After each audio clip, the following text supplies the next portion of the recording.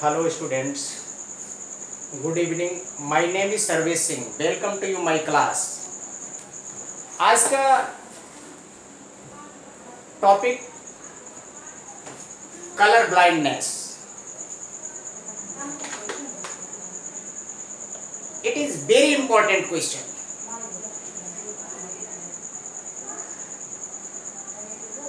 आपको आज इतना स्पेशल बताया जाएगा कि आपको किसी ने नहीं बताया होगा और ना ही कोई बताएगा.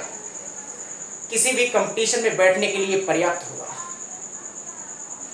आइए बात करते हैं इंट्रोडक्शन ऑफ कलर ब्लाइंडनेस.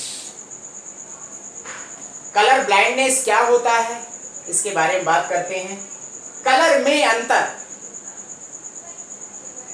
में अंतर क्लियर नहीं कर पाते हैं. जैसे रेड एंड ग्रीन, जो लाल और हरे रंग में अंतर स्पष्ट नहीं कर पाते हैं उनके अंदर कलर ब्लाइंड रोग होता है, बढ़ंता होती है. अब बात करते हैं बढ़ंता की स्टडी सबसे पहले किसने की थी. सबसे पहले बढ़ंता की स्टडी किसने की थी, किसने इसका अध्ययन किया था. एक प्रोफेसर थे जिन्हें हॉर्नर के नाम से जाना जाता है. 1876 में 1876 में हॉर्नर ने सबसे पहले कलर ब्लाइंडनेस के बारे में बताया था. आपको इतना स्पेशल बताया जाएगा कि किसी भी कंपटीशन में बैठने के लिए पर्याप्त होगा. तो अब हम बात करते हैं कलर ब्लाइंडनेस. ऑल बर्ड के अंदर पूरे बर्ड के अंदर लमसम 250 मिलियन पर्सन आज बर्ड के अंदर इस रोग से ग्रसित हैं, पीड़ित हैं. अगर इसके विशेष स्पेशल पॉइंट्स की बात करते हैं तो इसमें क्या आता है. कलर ब्लाइंड्स के नाम कितने हैं देखिए. फर्स्ट में इसे प्रोटोन दोष भी कहा जाता है, प्रोटोन डिफेक्ट भी इसे कहते हैं.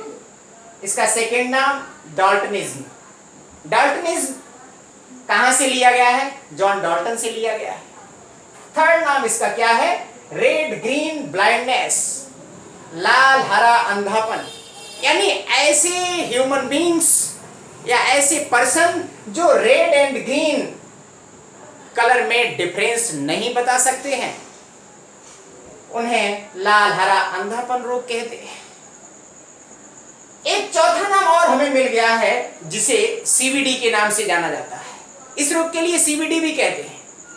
ये सीवीडी क्या है, कलर विजन डिफिशियंसी. ये क्या है, कलर विजन डिफिशियंसी. अब बात करते हैं कि जी ये हॉर्नर साइंटिस्ट थे. हॉर्नर एक प्रोफेसर थे, साइंटिस्ट थे. इन्होंने सबसे ज्यादा कलर ब्लाइंड के बारे में बताया था. क्या दर्शाया था, ह्यूमन बींग्स के अंदर मेल में सबसे ज्यादा, बर्ड के अंदर मेल में ये सबसे ज्यादा रोग होता है. इसके बाद में फीमेल में भी होता है. ऐसा नहीं है कि फीमेल में नहीं होता है, फीमेल में भी होता है, लेकिन मेल के अंदर कलर ब्लाइंड सबसे ज्यादा होते हैं. स्पेशल बात करते हैं तो देखिए गोरी प्रजाति एक होती है, उसके अंदर 8% कलर ब्लाइंड रोग. काली प्रजाति में 4%. इनमें से फीमेल केवल 1/10 to 1/5 तक होती है फीमेल के अंदर. अब कलर ब्लाइंड, आपको ये तो पता चल गया कि कलर में जो अंतर स्पष्ट नहीं कर पाते हैं, रंगों में जो विभेद उत्पन्न नहीं कर पाते हैं, उनके अंदर कलर ब्लाइंड रोग होता है.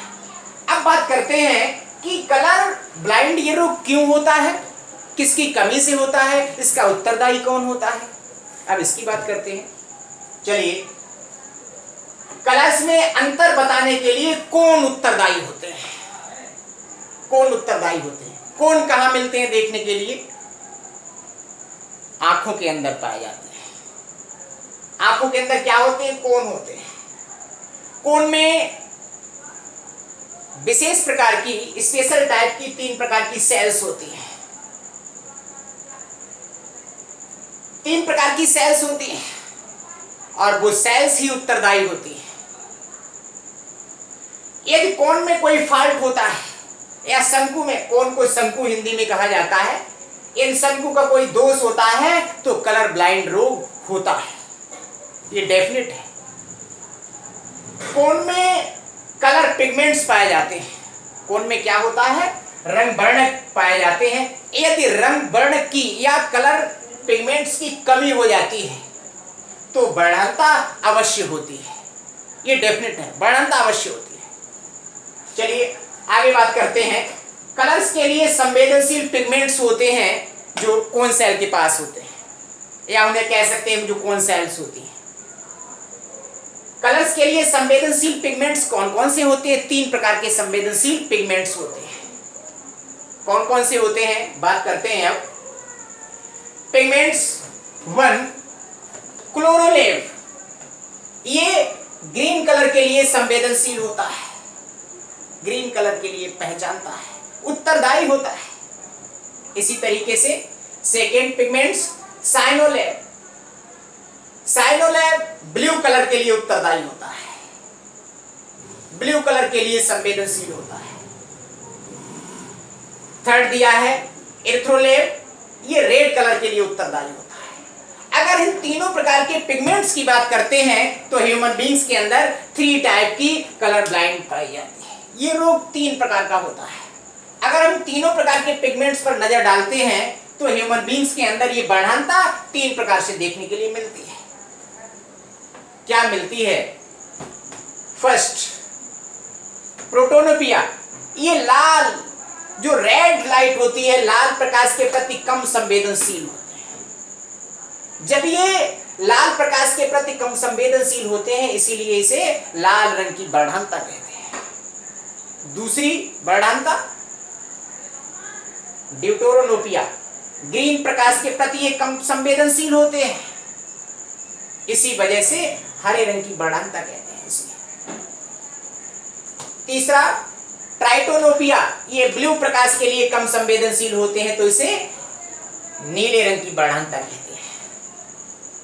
ये बढ़ानता मेल से फीमेल में, फीमेल से मेल में, मेल से फीमेल में, फीमेल से मेल में, ये कंटिन्यू लगातार चलती रहती है। ये क्रम में, इस तरीके से ये क्रम में बढ़ानता चलती रहती है। जिस व्यक्ति के अंदर बढ़ानता होती है वो व्यक्ति, कुछ ऐसी सर्विसेज होती हैं जिनके अंदर उन्हें अपॉइंटमेंट नहीं मिलता है, जैसे मुख्य रूप से ट्रांसपोर्ट, परिवहन जिसे कहा जाता है। इसके अलावा और भी हैं, फोर्स है, डेकोरेटर, ये डेकोरेटर नहीं हो सकते, पेंटर नहीं हो सकते। क्यों? ग्रीन एंड रेड कलर में डिफरेंस नहीं बता सकते हैं। ड्राइवर नहीं हो सकते, किसी के भी ड्राइवर नहीं हो सकते, क्योंकि ड्राइवर के लिए green and red colour compulsory है, क्योंकि अधिकांश मात्रा में ग्रीन एंड रेड से सिग्नल दिया जाता है, और जब ड्राइवर में ये कमी होगी तो उसके अंदर ड्राइवर का अपॉइंटमेंट या पायलट का अपॉइंटमेंट नहीं किया जा सकता है। नेक्स्ट, फोर्स लिखा है, decorator, painter, driver, force, no service, इन्हें सर्विस कदापि नहीं मिल सकती है। क्यों? क्योंकि इनके अंदर रंग में अंतर क्लियर पाने की क्षमता इनके अंदर नहीं होती है। अब बात करते हैं, कलर ब्लाइंड हमेशा एक्स क्रोमोसोम्स पर उपस्थित जीन से ही होता है। कलर ब्लाइंडनेस हमेशा क्रोमोसोम पर उपस्थित जीन से ही होता है, अर्थात जीन स्ट्रक्चर ही कलर ब्लाइंड के लिए रिस्पॉन्सिबल होती है। रिस्पॉन्सिबल इसी वजह से होती है। अगर हम एग्जाम्पल की बात करते हैं तो किस तरीके से कलर ब्लाइंड रोग देखने के लिए मिलते हैं जनरेशन के अंदर, जैसे ये एग्जाम्पल भी दिया हुआ है। एक क्या एग्जाम्पल दिया हुआ है? एक एग्जाम्पल दिया हुआ है, ऑल स्टूडेंट्स इसे समझें और ध्यान भी दीजिए।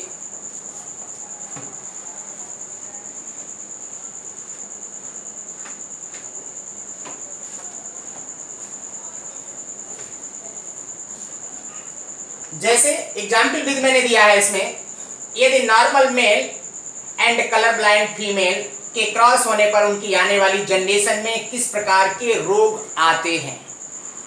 पहले तो आप ये समझिए, इसमें जो क्रोमोसोम्स होता है हमेशा एक्स के ऊपर, हमेशा एक्स में ही, एक्स क्रोमोसोम में ही जीन कलर ब्लाइंड के लिए रिस्पॉन्सिबल होता है ह्यूमन बींग्स के मेल में।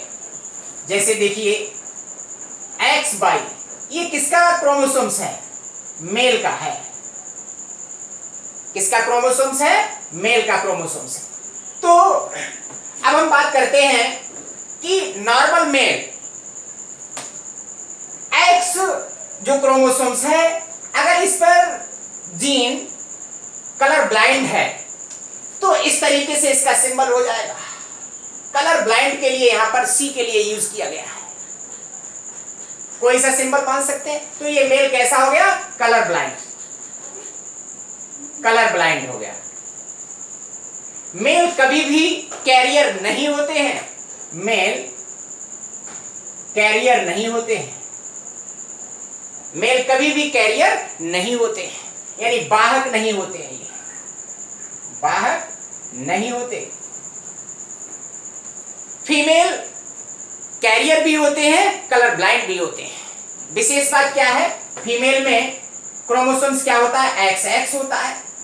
अगर इस एक्स पर लगा हुआ है, ये जीन लगा हुआ है, इस क्रोमोसोम्स पर ये जीन लगा हुआ है, तो ये फीमेल कैसी होगी?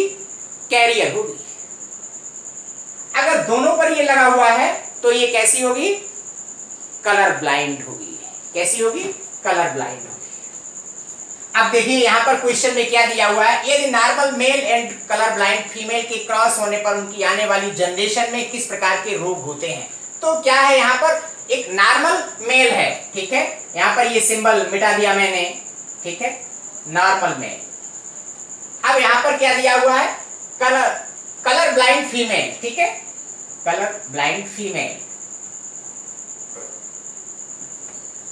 अब इन दोनों के बीच में क्रॉस कराते हैं तो किस तरीके की जनरेशन आती है। दोनों एलील्स के लिए सेपरेट कर लिया गया, एक्स सी ले लिया इधर, ठीक है, एक्स सी ले लिया इधर, इधर भी इस तरीके से एलील्स को सेपरेट कर लेते हैं, एक्स इधर ले लिया, वाई इधर ले लिया, ठीक है। इसका क्रॉस इससे कराते हैं, क्या आएगा? एक्स एक्स, ये आ गया, जीन से रचना आ गई। ये क्या होगी? ये डॉटर होगी, और ये डॉटर कैसी होगी? कैरियर होगी।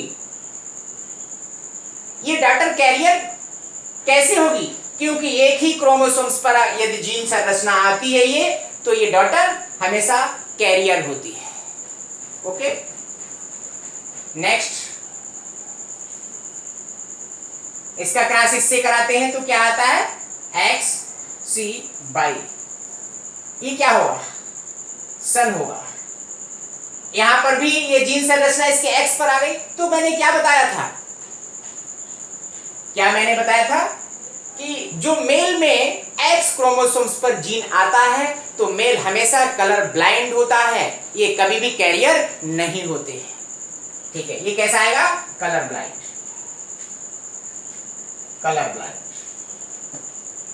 अब इसी तरीके से इसका क्रॉस इससे कराते हैं, एक्स, और ये भी एक एक्स है, सी आ गया इसके ऊपर। अब ये कैसा आएगा? ये डॉटर भी कैसी आएगी? कैरियर, ये डॉटर कैरियर, ये डॉटर कैसी होगी? कैरियर होगी, रोग की वाहक होगी। अब इसका क्रॉस इससे करा दे, एक्स सी, और ये बाई, ये क्या होगा? सन होगा। ये कैसा होगा? कलर ब्लाइंड होगा, कलर ब्लाइंड। तो इस तरीके से यदि हम normal male and colour blind female को क्रॉस होने पर उनमें आने वाली जनरेशन में किस प्रकार के रोग आते हैं, दोनों प्रकार का जब हम क्रॉस कराते हैं तो किस तरीके की जनरेशन आती है। यहाँ पर 2 डॉटर कैसी हैं, कैरियर है, रोग की बात है, क्योंकि इसके एक ही क्रोमोसोम्स पर जीन प्रेजेंट है। अगर यहां पर दोनों एक्स के ऊपर जीन से रचना आ जाती, CA आ जाती, तो क्या होता है, ये कलर ब्लाइंड हो जाती। यहां पर केवल एक ही क्रोमोसोम्स के ऊपर जब जीन से रचना आती है तो हमेशा फीमेल कैसी होती है, कैरियर होती है। अब यहां पर जो मेल के अंदर एक्स क्रोमोसोम्स के ऊपर ये सिंगल सी आई हुई है, ये जीन से रचना आई है, तो ये क्या रिप्रेजेंट करता है, ये सन कलर ब्लाइंड। यानी 2 डॉटर कैसी हैं, कैरियर हैं, और 2 सन कैसे हैं, कलर ब्लाइंड है। हमेशा याद रखिएगा कि जो कलर ब्लाइंड बढ़ानता के अंदर मेल कभी भी इसके वाहक नहीं होते हैं, हमेशा कलर ब्लाइंड होते हैं, और फीमेल हमेशा कलर ब्लाइंड भी होते हैं और कैरियर भी होते हैं। इसी तरीके से नेक्स्ट जो क्वेश्चन इसके होंगे, एग्जाम्पल होंगे, नेक्स्ट वीडियो में आपको दिए जाएंगे। अगर ये वीडियो समझ में आती है आपके लिए तो इसे सब्सक्राइब भी करिए और इसे लाइक भी करिए। Thank you.